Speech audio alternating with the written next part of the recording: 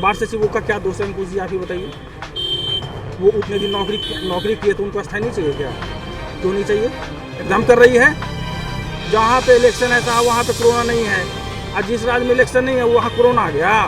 कुर्सी के दबाव में ही है और वो कुर्सी से चिपके हुए रहना चाहते हैं। जैसे अब 1.25 लाख सचिव 1,14,000 समथिंग है, उनके परिवार हैं। आप एक तरफ रोजगार देने की बात करते हैं तो वो रोजगार नहीं है क्या?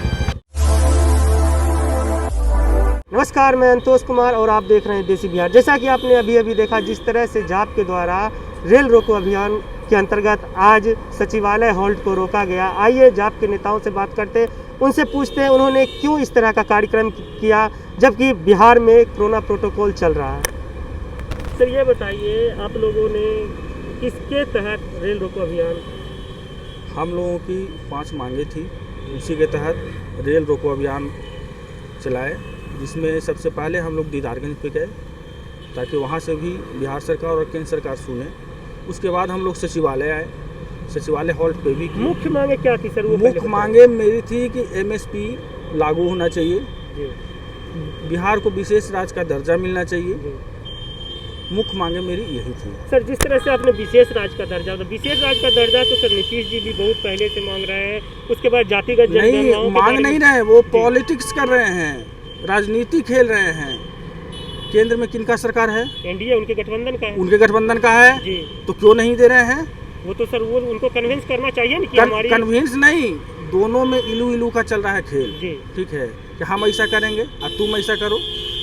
जब आप विशेष राज्य की दर्जा मांग रहे हैं और वो नहीं मिल रहा है तो आप गठबंधन तोड़िए ना, तो गठबंधन में भी रहिएगा, अब विरोध भी कीजिएगा। जातिगत जनगणना में भी सर नीतीश जी बोलते हैं कि बीजेपी साथ नहीं दे रहा है।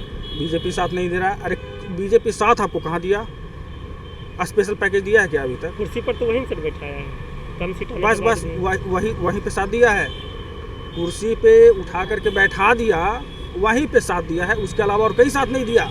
और जो जदयू की सरकार है ना, वो सिर्फ कुर्सी के लिए ही है, उसके अलावा और यानी कुर्सी के दबाव में नीतीश जी बस कुर्सी के दबाव में ही है और वो कुर्सी से चिपके हुए रहना चाहते हैं। जैसे कि आपने बोला कि MSP की गारंटी पे आप लोगों ने कर रहे थे, पर किसानों के लिए सर तीनों बिल तो सरकार वापस ले ली है। हाँ वापस ले लिया तो MSP भी वापस ले लो ना। तीनों बिल वापस ले लिया, ठीक है, तो तीनों बिल लाया क्यों था भाई? जब किसान के हित में लाया था तो फिर वापस कैसे ले लिया? यानी कि कहीं ना कहीं उसकी दोगली नीति थी। और MSP के हाँ MSP भी हम वापस ले लेंगे तो आप रिटर्न में दे दीजिए ना। एक और मुद्दे पर आप लोग थे, खाद के मुद्दे पर। सर जिस तरह से हमारे पड़ोसी राज्य यूपी में सर खाद की आपूर्ति हो रही है, पर सर बिहार के किसान को खाद क्यों नहीं मिल रहा है? खाद नहीं मिल रहा है, इसमें बिहार सरकार निकम्मी है। यूपी में केंद्र की सरकार है, बीजेपी की सरकार है। ऐसा तो नहीं यूपी में इलेक्शन होने वाले इसीलिए वहाँ के किसानों की पूर्ति हो रहा है, बिहार के भी किसान का खाद यूपी में जा रहा है? हो सकता है, ऐसा हो सकता है, ये तो हम कंफर्म नहीं है कि बिहार का खाद यूपी में जा रहा है, लेकिन चूंकि अभी वहाँ इलेक्शन है, यूपी में इलेक्शन है और वहाँ केंद्र की सरकार है, तो आप भेज दीजिए ना सारा कुछ वहीं, ताकि वही जगह सरकार बन जाए।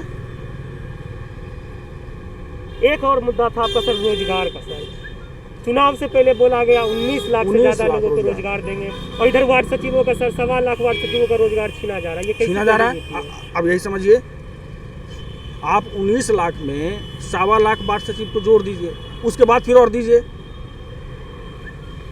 तो जिनका रोजगार हुआ है उनका तो आप रोजगार छीन रहे हैं। वार्ड सचिवों का क्या दोष है अंकुश जी, आप ही बताइए।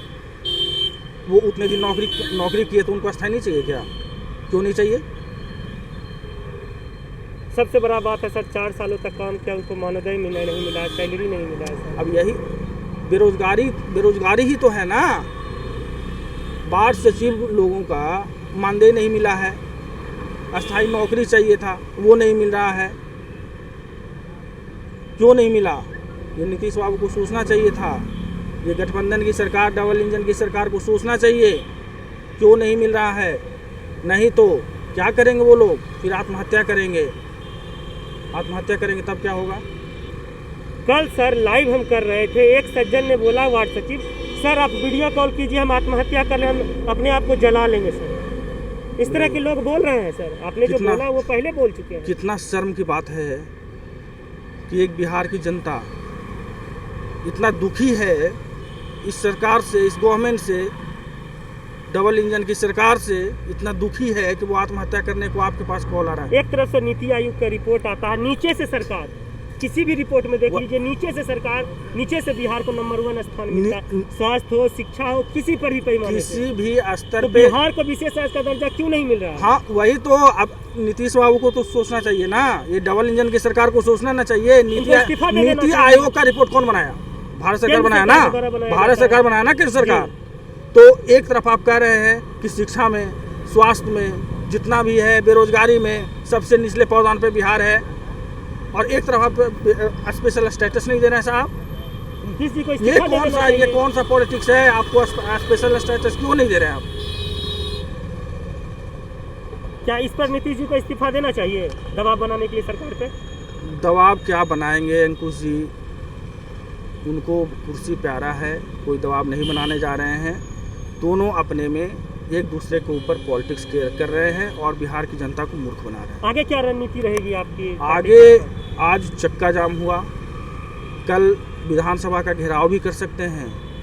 बिहार की जनता के लिए कुछ भी हम लोग करेंगे। मेरे आदरणीय नेताजी पप्पू यादव जी बिहार की जनता के लिए समर्पित हैं, उतना समर्पित कोई नहीं है। और इससे यदि सरकार नहीं सुनेगी, केंद्र और बिहार की सरकार नहीं सुनेगी, तो आगे हम लोग विधानसभा घेराव भी करेंगे, आत्मदाह भी करेंगे। ये भी हो सकता। आपके 4 लोगों को अभी गिरफ्तार भी किया गया। हाँ, गिरफ्तार किया गया। कौन सा गलती कर दिया वो? हम लोग अपना शांतिपूर्ण ढंग से, लोकतांत्रिक तरीके से प्रदर्शन कर रहे थे। प्रशासन का कहना है कोरोना प्रोटोकॉल को आप लोगों ने तोड़ा। कोरोना कहाँ कोरोना है? अमित शाह जी बंगाल में गए थे तो उसमें कोरोना था कि नहीं था? कहीं भाग गया था? कहाँ था मास्क, गमछी था? यानी सरकार दोहरी नीति कर एकदम कर रही है। जहाँ पे इलेक्शन ऐसा है वहाँ पे कोरोना नहीं है, और जिस राज्य में इलेक्शन नहीं है वहाँ कोरोना आ गया। मोदी जी गए थे ना पंजाब, मास्क लगाए हुए थे, तो उनके गाड़ी में कोरोना नहीं था। उनके जो गार्ड थे वो मास्क लगाए हुए थे, गमछा लिए हुए थे। तो आगे सर क्या रणनीति रहेगी बिहार पर आपके? आगे हम लोगों की तो सरकार में तो है नहीं, हम लोगों की लड़ाई लड़नी है, सरकार के पास आवाज़ पहुंचानी है। वार्ड सचिवों के साथ आप लोग हैं? वार्ड सचिव के साथ में मेरे आदरणीय नेताजी पप्पू यादव जी शुरू से ही हैं। आज भी उनके लिए हम लोग आवाज़ उठाए, उनके लिए भी आवाज़ उठाए, वार्ड सचिवों के लिए भी आवाज़ उठाए। यानी उनकी मानदेय, उनकी मांगे जब तक पूरी नहीं हो जाती आप लोग उनके साथ? एकदम है, शुरू से ही हैं और आगे भी पीछे नहीं रहेंगे। हटिएगा, नहीं पक्का? हटेंगे पीछे, हो ही नहीं सकता कि पीछे हटेंगे। 1.25 लाख लोगों की बात है साहब, 1.25 लाख जोड़ लीजिए, ठीक है, उसको 1 into 3 कर दीजिए, बीबी हो गए, एक भी बच्चा होंगे ना उनका, क्या होगा? कितने का आप साहब वो कर दिए, रोड पे ला दिए, कितने लोगों को? 1.25 लाख मत देखिए, उसको इंटू कम से कम 3 कर दीजिए, कितने लोग आ गए रोड पे बताइए। ये सब दोहरी नीति नहीं चलेगी सरकार की। सरकार से क्या मांग आप करते हैं? सरकार से हम एकदम स्पेशल यही मांग कर रहे हैं कि हमको सबसे पहले स्पेशल स्टेटस चाहिए, क्योंकि हम निचले पायदान पे हैं इससे साहब। है कि सर बहुत सारे फंड मिलेंगे बिहार को, बहुत सारे उद्योग आएंगे, सबसे- केंद्र सरकार के द्वारा बहुत बड़ा सबसे राजस्व पहले मिलेगा। हमको स्पेशल स्टेटस चाहिए, उसके बाद किसानों के लिए हमको MSP की गारंटी गारंटी चाहिए। कानून मांग रहे हैं।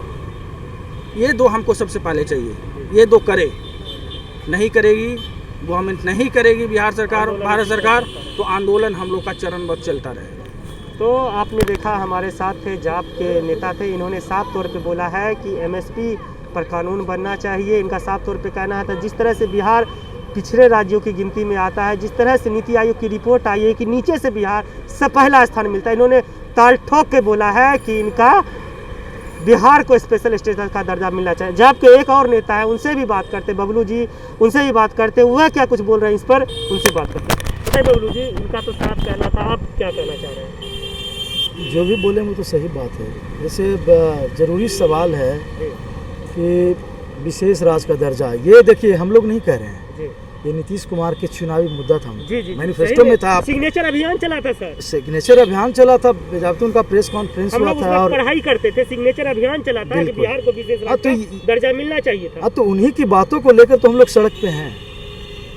और वो चुनाव सिग्नेचर अभियान बोल सकते हैं किस वर्ष चला था? हमको लगता है 8-10 साल पहले शायद चला था। बिल्कुल, ये बरसों की लड़ाई है सर, ये आज की लड़ाई ना, और हम लोग भी बरसों से लड़ रहे हैं, भागलपुर में हम लोग भी बरसों से लड़ रहे हैं सर। जी। हमारी पार्टी जब से फॉर्म हुई है, जब स्थापना हुई, तब से हम लोग लड़ रहे हैं, हम लोग विशेष राज्य के दर्जा के लिए।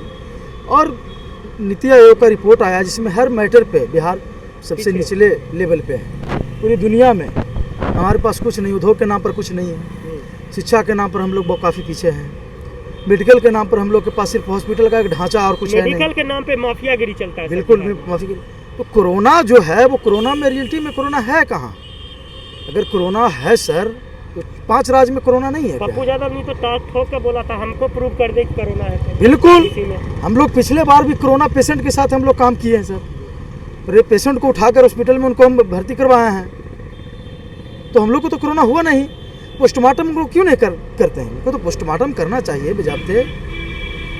तो देखिए, गुमराह करने की जो नीति रही है भाजपा की और नीतीश कुमार की, वो है सबसे बड़ा जो सवाल है कि बिना नीति का देश चल रहा है। अभी कोई नीति नहीं है, कोई नीति, कोई पॉलिसी नहीं है बीजेपी के पास। बस एक पॉलिसी है, आरएसएस की आइडियोलॉजी को वो। क्राइम भी सर बढ़ गया बहुत ज़्यादा। बढ़ रहा है।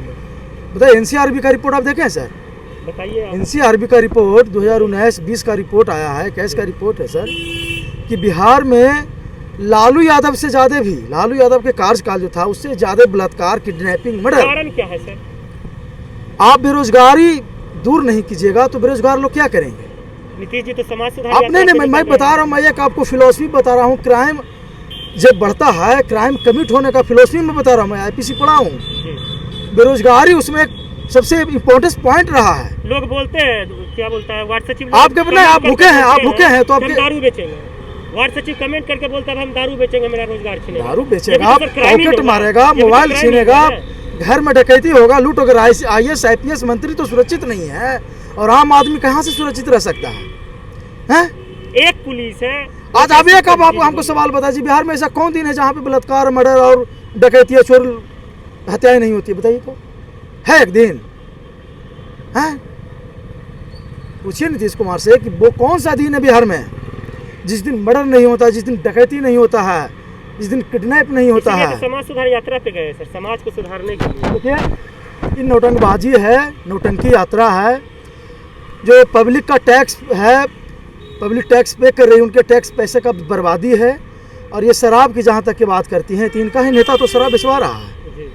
हैं? जांच का इनका हाल विधानसभा में पकड़ा है ना जी दारू जी, हैं? विधानसभा में दारू पकड़ा है, मामला सलट गया। विधानसभा में तेजस्वी दारू खोज रहे थे, तेजस्वी यादव बोले थे कि जांच करवाए। जांच हुआ क्या? जांच होगी किसको? जांच होगी तो कोई पुलिस पदाधिकारी सस्पेंड होगा, उस पर कार्रवाई।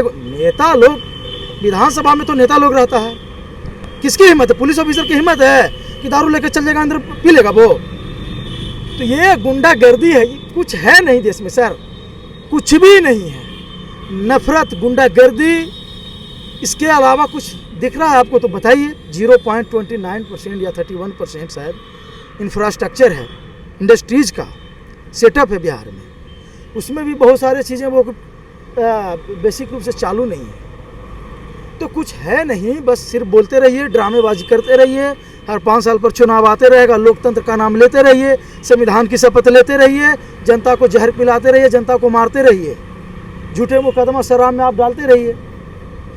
वार्ड सचिव की लड़ाई कहाँ तक जाएगी? वार्ड की सचिव की लड़ाई है, देखिए हम लोग तो सड़क पर हैं, हमारी पार्टी सड़क पे है, तो हम लोग लड़ने का काम करेंगे, माथा फुड़वाने का काम करेंगे, मरने का काम करेंगे। और जो भी प्रक्रिया है उस प्रक्रिया को हम लोग पॉसिबिलिटी जहाँ तक है उसको हम पॉसिबल बनाने का काम करेंगे। लेकिन तो ये तो सरकार का मुद्दा है ना। आप 1.25 लाख सचिव, 1,14,000 समथिंग है, उनके परिवार हैं। आप एक तरफ रोजगार देने की बात करते हैं तो वो रोजगार नहीं है क्या? सरकार की फ़ायदा, सरकार का रिवेन्यू बचेगा। हर 5 साल आप टर्मिनेट होता है, आप उसको फिर वहाँ पे नियुक्त कीजिएगा, अपॉइंट उसको कीजिएगा, तो खर्च होता है नहीं। तो खर्च किसका है? टैक्स का पैसा का। आप उसको परमानेंट क्यों नहीं कर देते हैं? 2,000, 3,000, 4,000 जो भी मंथली देना उसको दीजिए, लेकिन परमानेंट आप कर दीजिए। ₹1.25 लाख का रोजगार हो जाएगा, उससे बहुत सारे परिवार को कम से कम तो रोटी दाल तो कम से कम चलेगा सर। तो ये कुछ करना है नहीं, किसको रोजगार देते हैं? जब रोजगार देने की बात करें तो पलायन क्यों होता है? अरे पलायन क्यों होता है सर? हैं, करोड़ों में पलायन हमारे देश में, तो हमारे स्टेट में, दूसरे स्टेट में लोग जाते हैं, दिल्ली जाते हैं, पंजाब जाते हैं, तमिलनाडु जाते हैं। पूरे दुनिया में आप देख लीजिए कि बिहार के लोग वहाँ मजदूरी कर रहे हैं। बिहार के ही है या अफ्रीका से चला है? यहाँ पे बिहार के लोग ही ना आगे हैं। क्या रणनीति है आपकी पार्टी की? रणनीति यही है, करो मरो की लड़ाई है, आर पार की लड़ाई है, चाहे वो दे चाहे हम लोग को मार दे, यही लड़ाई है। गांधी मैदान में भी हम लोग आंदोलन करेंगे, चक्का भी जाम करेंगे, फिर से रेल जाम करेंगे, फिर से सड़क पर बैठेंगे, गवर्नर हाउस कुछ करेंगे, विधानसभा कुछ करेंगे। ये कोरोना कुछ नहीं है, नोटंका जब है लड़ाई चलती रहेगी आपकी पार्टी की। बिल्कुल, इसमें तो कोई कमी नहीं होगा। तो आपने सुना इन्होंने क्या कुछ कहा। इनका भी साफ तौर पे कहना था यह संघर्ष की लड़ाई चलती रहेगी। ऐसे ही खबरों के लिए बने रहे हमारे साथ और आप देखते रहे देसी बिहार।